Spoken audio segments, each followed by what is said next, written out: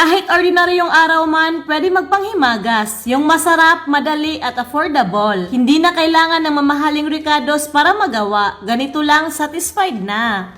Isang pack ng crushed grahams. Kahit anong container na gusto mo, nabili ko lang to sa DIY. Buhos natin lahat. Melted na butter or margarine, kalahating cup. Haluin natin, no? Ayan, pag ganito na halong-halo na, kainin na natin, charot. I-flat natin, no? Kahit anong pang flat dyan, basta malinis. I-flat lang ng maayos para hindi lumutang mamaya. Ito okay na, oh. Tapos ilagay lang sa ref para tumigas. Gagamit tayo ng bowl. Itong mga ingredients, naka-room temperature to, meaning hindi malamig para hindi magbuo-buo pag halo natin sa gulaman mamaya, no? White unflavored na gulaman. Uulitin ko, hindi malamig tong evap. Naka-room temperature. Itong all-purpose cream rin, hindi malamig. Tingnan nyo, malabnaw. Diba? Panghuli, kalahating lata ng condensed mango flavor. Pwede naman ordinaryong condensed, pero mas masarap yung mango. Tapos, haluin ng mabuti. Ayan, halong-halo na, no? Kaldero. Buhos na natin to.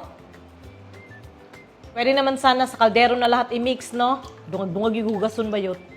Saan naman kaubang, oy? Tilok. Sus na lang, Jude. Tapos, buksan na natin ang apoy. Sa medium fire lang. Huwag malakas, huwag mahina. Tapos, ukay-ukayin natin to para hindi magbuo-buo hanggang mag-simmer. Yan, halu-haluin lang.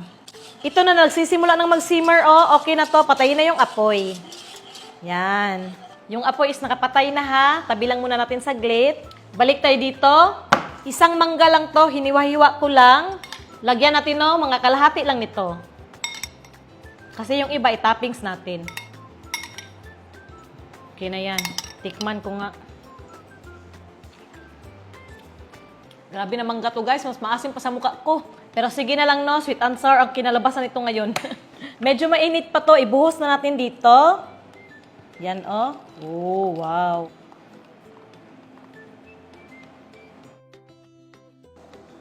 Oh, diba? Saktong-sakto lang, Zay. Bakit makasyang-kasya? Siyempre, nagsukat-sukat muna ako ng mga tubig, no? Para saktong-sakto talaga ba? Ito na mainit pa, pero medyo nag-firm na, oh. Ilagay na natin ang mga mangga sa taas. Yan. Ayan, oh, grabe, parang pineapple yung mangga, Zay. Pero okay pa rin, no? Humanap lang kayo ng mas matamis na mangga. Mainit pa talaga to, no? So, hayaan lang muna natin lumamig bago natin ilagay sa ref. Ito na, no? Pinasok ko ito ng 2 oras mahigit sa ref. Pwede nyo naman ilagay sa freezer. Kinakabahan ako. Oy, nga naman eh. Si mabungkag ba, no? Ito na, guys. Wow! Baka man din nabungkag. Perfect naman pala pagkagawa. Agaray.